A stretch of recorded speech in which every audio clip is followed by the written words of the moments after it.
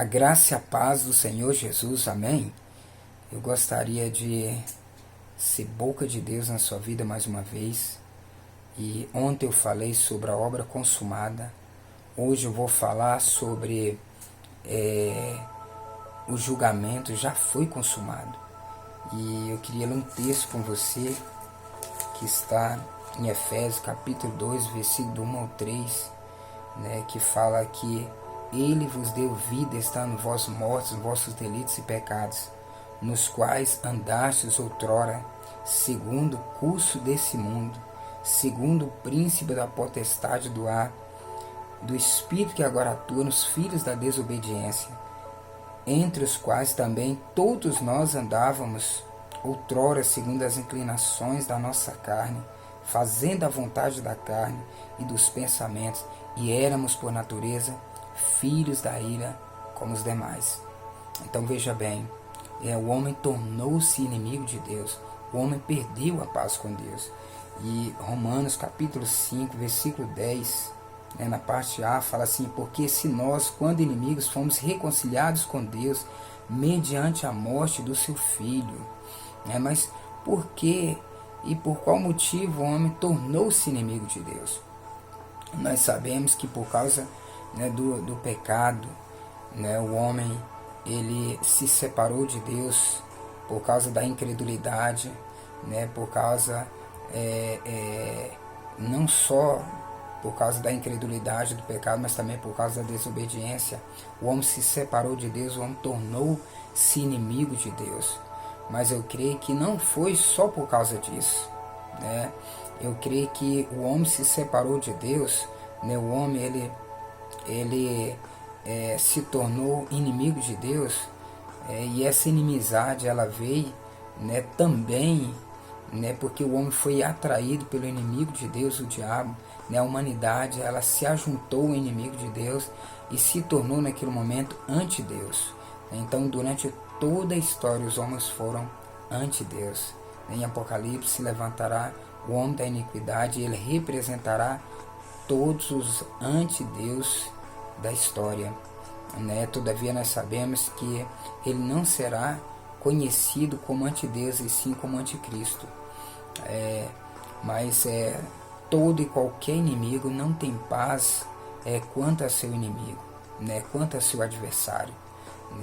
Então, desta maneira, o homem passou a viver sem paz com Deus, ele passou a viver sem paz com seu próximo e sem paz consigo mesmo. Mas eu tenho uma boa notícia, eu tenho uma boa notícia para você. Romanos capítulo 5, versículo 1 fala: justificados, pois, mediante a fé, temos paz com Deus por meio de nosso Senhor Jesus Cristo. Aleluia! Glória a Deus. E João capítulo 19, nós vimos ontem que a história de Jesus ela foi crucificada, e as últimas palavras de Jesus ali na cruz é que ele disse: está consumado. E então quando nós entendemos que a obra de Jesus ela foi consumada, quando a obra de Jesus ela termina, a nossa começa, o julgamento foi consumado, por isso já não há mais nenhuma condenação sobre você e sobre mim, amém? Então a punição foi completa. Jesus ele morreu no nosso lugar, e então a santidade de Deus exigia a morte do pecador, e Jesus morreu no nosso lugar.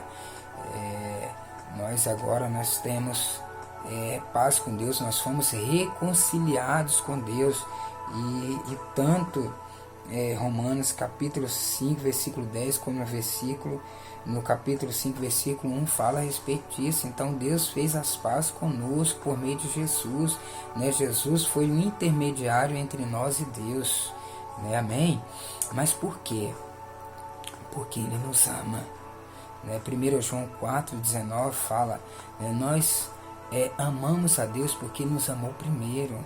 Aqui está a verdade a respeito do amor de Deus. Você só pode amar o Senhor porque você entende que primeiro é amado por Ele. Né? Ninguém consegue amar o Senhor com apenas um mandamento, porque o mandamento é lei, né? E ninguém jamais cumpriu a lei. Né? Nós o amamos porque Ele nos amou primeiro, amém?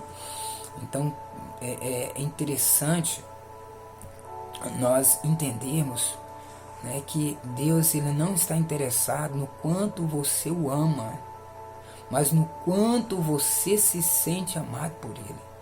Quanto mais você se sentir amado por Ele, mais você será aperfeiçoado nesse amor, amém? Glória a Deus. Mas quando nós cremos errado, nós produzimos um comportamento errado. E eu queria falar a respeito de uma ilustração, né, interessante, a respeito de um alcoólatra que ele interpretou de maneira errada. Um médico ele fazia uma palestra em um grupo de alcoólatras e um certo dia, ao iniciar uma apresentação, ele disse: hoje eu vou realizar uma experiência para mostrar a vocês o efeito do álcool, né? E ele levantou então um copo e afirmou: esse copo está cheio de álcool. E ele ali pegou uma pinça e com aquela pinça ele pegou o verme e colocou dentro daquele copo. O que aconteceu com aquele verme? Ele se desfez. E todos ficaram maravilhados com aquela, né, com aquela experiência. E aí ele foi lá e pegou outro copo. E esse copo estava cheio de água. Ele falou: esse copo ele está cheio de água. E ele novamente pegou a pinça, né, pegou outro verme e colocou dentro desse copo. O que aconteceu, né, com aquele verme? Ele começou a se mexer, cheio de energia. E todos ficaram impactados com aquela, né, com aquela experiência. Mas no meio da plateia, né, um homem embriagado, ele se levantou a sua mão e disse: doutor, eu entendi, né, o que o Senhor quis dizer com a sua experiência. Eu concordo plenamente, eu concordo inteiramente, né? E ali ele disse: essa mensagem ela é sensacional. E aí o médico ele ficou muito feliz com aquilo. Ele disse: por favor, diga em voz alta para todos, né, para que todos escutem o que você entendeu da mensagem. E ele disse o seguinte: aquele indivíduo declarou: doutor, o Senhor acabou de mostrar com a sua experiência que quem bebe não tem verme dentro do seu organismo, né? Que quem bebe, ele não tem verme nenhum dentro do seu organismo, porque o álcool mata tudo, né? O álcool mata o verme. Então eu quero concluir essa ilustração dizendo o seguinte: que o homem sempre procura, né, uma justificativa para o seu erro, né? Por isso ele interpreta de maneira errada. Amém? Espero que você tenha entendido essa ilustração. Poderia ser um pouco mais específico, mas amém. Mas então hoje nós podemos não só ter paz com Deus, né, por meio de Jesus, que trouxe essa reconciliação, mas também nós somos amados por Ele. Ele nos ama, aleluia, né? Nós podemos usufruir de Cristo, nós podemos conquistar, né? Na verdade nós podemos usufruir da vitória, porque Cristo já conquistou por nós. Então como receber tudo que Jesus conquistou lá na cruz? Né? Comece de onde Cristo terminou. Apropie-se, faça do fim de Cristo o seu começo, amém? Faça da consumação de Cristo o seu início, que o ômega de Cristo seja o seu alfa, né? O julgamento já foi consumado. Esse é o segredo da vitória, amém? Mas eu quero concluir essa palavra, né, falando para você a respeito da história de um homem, né, que tinha apenas um filho, né? Era um pai e um filho, né? Apenas os dois. E à medida que esse filho ele foi crescendo, ele foi se envolvendo com coisas erradas, foi se envolvendo com crime, E cada vez mais ele foi entrando no crime. E para não ser disciplinado pelo pai, para não ser para não ser julgado, para que o pai não viesse ali aconselhá-lo, para que o pai não viesse tratar aquelas coisas que ele estava vivendo. Então ele decidiu sair de casa, ele decidiu ir embora, ele decidiu se separar do pai. Só que o pai o amava muito, aquele filho. E ele começou a procurar esse filho em vários lugares, por muitos anos, e ele não encontrou esse filho. Até que um dia, um jovem tinha sido encontrado, porque era foragido da polícia. Durante anos a polícia estava atrás dele por causa dos crimes que ele havia cometido. E ele estava então sendo julgado por um juiz, por todos os crimes que ele tinha cometido durante toda a sua vida. E ali ele foi declarado culpado, condenado à morte nos Estados Unidos. E naquele momento, quando houve um silêncio, e depois os policiais foi saindo com aquele jovem, os seus últimos momentos da sua vida, aquele juiz então ele foi tirando ali a sua toga, a sua capa, creio eu, que é assim que se chama, e aí ele disse: espera um momento. E os policiais então pararam, e ele disse o seguinte: esse jovem,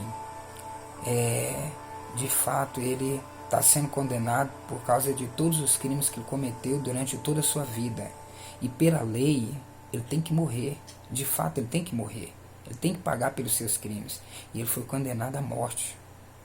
Mas esse jovem é o meu filho, e ele estava desaparecido. Esse filho, ele se separou de mim, ele foi embora de casa.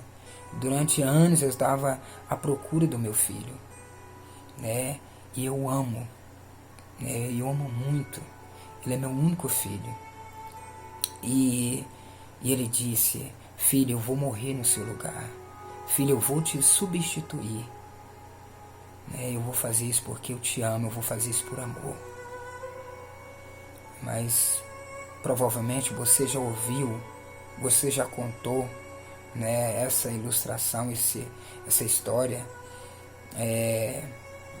Já está cansado tanto de ouvir como de contar, e não é nenhuma novidade para você. Mas aquele juiz, aquele pai, ele representava, ele simbolizava o próprio Deus, e aquele filho éramos nós. Então nós pecamos, nós erramos, nós falhamos, nós, por causa do pecado, nos separamos de Deus, mas ele, por amor a mim e a você, ele decidiu nos substituir, ele decidiu morrer no nosso lugar, simplesmente por amor. E lá na cruz, quando Jesus estava nos últimos segundos da sua vida, as últimas palavras de Jesus foi: está consumado. Ou seja, Jesus foi julgado no nosso lugar, ele nos substituiu, ele pagou a nossa dívida, ele pagou a nossa conta, ele morreu no nosso lugar. Por isso o julgamento já foi consumado.